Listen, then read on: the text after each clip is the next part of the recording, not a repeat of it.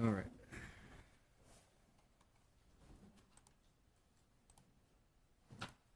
Send that to Paul.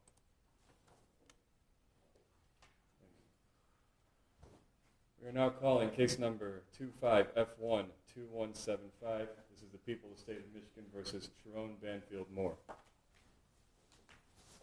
Mr. Simon. Appearances. Thank you, Your Honor. Good afternoon. Katie Rizmersky, First Assistant Prosecutor for the Special Victims Unit for the people. And Your Honor, Joe Simon on behalf of Mr. Moore. That's the charges, sir. We waive formal reading of the complaint. Your Honor, stand mute to the charges. Formal reading having been waived, plea of mute will be entered on your client's behalf. Simon, make your bond argument now or reserve? Your Honor, I think the people want to make a presentation, and I'll go after that if that's okay. All right, Ms. Wisniewski. Your Honor, thank you very much. I appreciate that. Mr. Simon. And thank you for the opportunity to be heard. As the court is well aware, this is not a series of offenses in Michigan that allow you to deny bond. We're certainly not asking for that. This is a felony of home invasion third degree, misdemeanor stalking, and misdemeanor entry without permission. Your Honor, we are asking for a $25,000 cash or surety bond in light of the fact that we cannot ask for you to deny bond. I get that he is a man of means, and so this is a bit of a nominal monetary ask, but quite frankly, it would be an ask that I would make for any defendant charged with these offenses before you. So what strikes me as perhaps more important in this scenario are conditions that I would like to ask for, because of course, as you know, Your Honor, you're tasked with trying to make sure that he reappears, but also the safety of the public and this victim in particular. So, Judge, in addition to an ask for a $25,000 cash or surety, we are asking, should he post that? Should you impose that? We are asking that you order that he undergo a mental health evaluation. We are asking that you order him to submit to a GPS tether and that there be a no-go to this victim's residence or place of employment.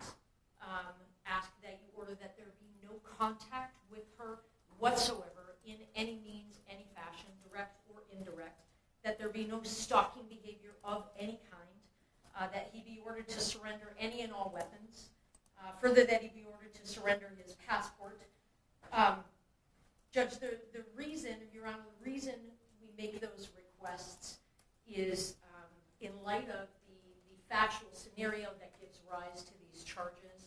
My best understanding from a thorough review of the police report and as much body-worn camera as I've had an opportunity to review is that I understand that our victim broke up. They had an intimate relationship for a number of years, defendant and victim, that our victim broke up with this defendant on Monday morning early, that there continued to be defendant making numerous phone calls and sending numerous texts from that time moving forward that she did not answer, did not respond to, and did not want.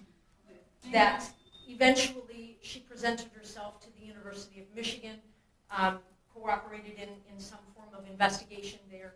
As we all now know, defendant was at some point on Wednesday afternoon fired from his employment. He then, at some point soon thereafter, came to her apartment in the address that is alleged in the complaint, barged his way into that apartment, immediately then proceeded to a kitchen drawer, grabbed several butter knives and a pair of kitchen scissors, and began to threaten his own life.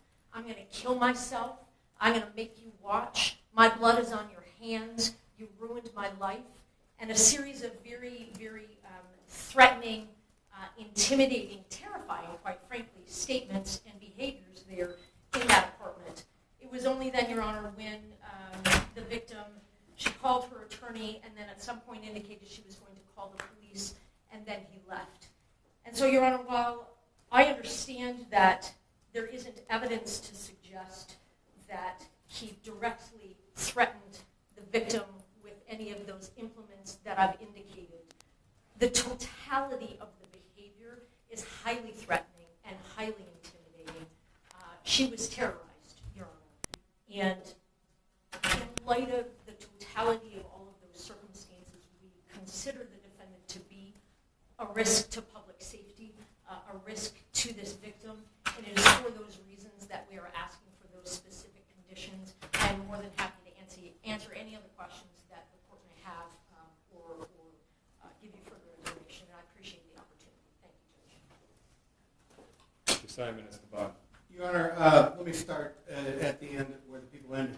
In terms of risk to public safety, my client's 39 years old with zero prior criminal history, zero prior contact with the criminal justice system in any fashion. The threat to public safety argument by these charges, maybe that's the point, but there's no evidence to suggest that he's a threat to the public safety.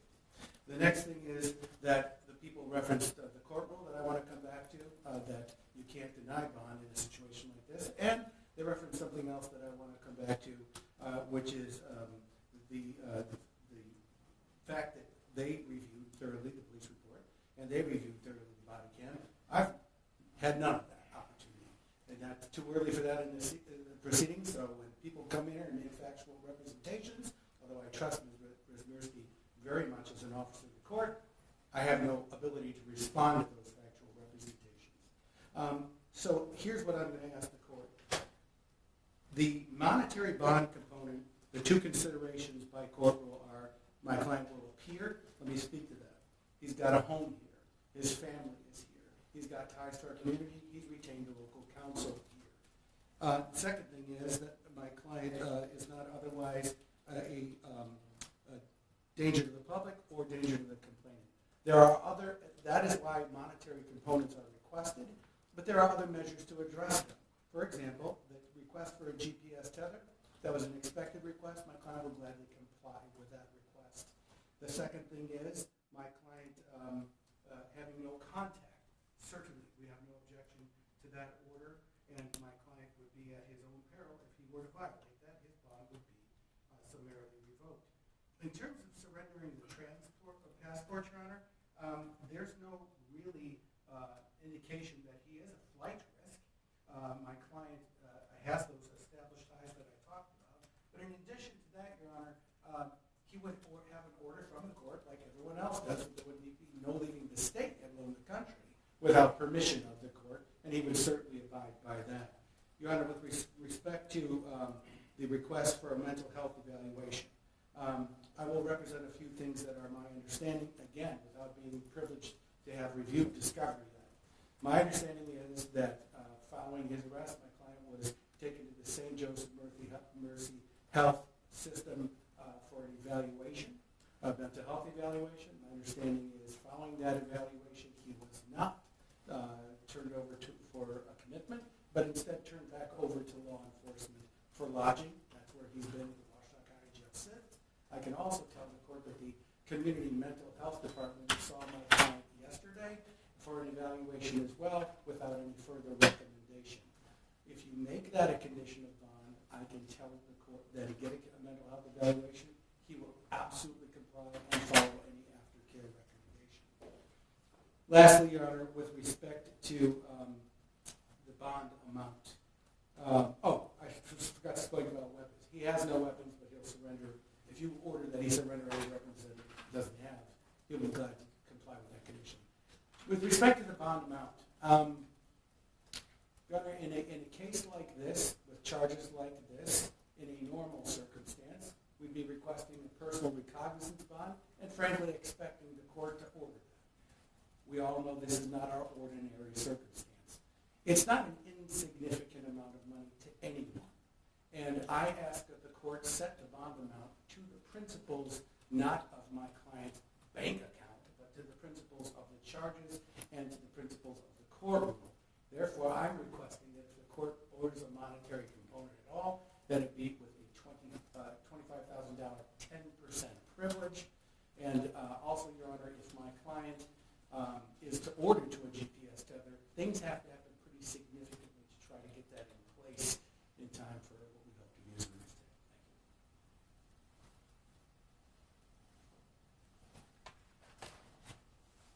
day. Mr. Moore, could you state your name, please? Sherrone Moore. Sir, you are not to use alcohol, marijuana, or any other controlled substance that is not prescribed to you.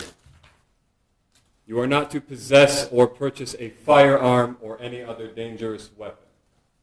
You are not to engage in criminal conduct of any kind whatsoever. You may not leave the state of Michigan without permission of the court. Prior to your release, you will be placed on a GPS tether. You will not be released before that GPS tether is placed upon you. You must continue all mental health treatment as a condition of your bond.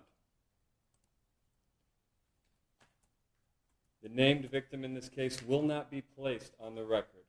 You may not have contact with that individual.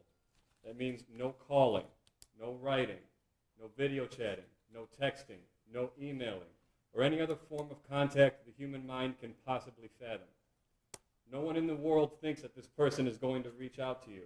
Should they do so, and again, no one thinks that they're going to, you may not reply in any form or fashion.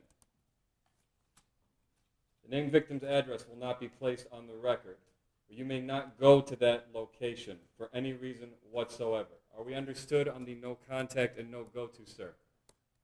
Yes, Your Honor. If you have any questions about that, you have a good attorney, simply ask them. You understand? Yes, Your Honor.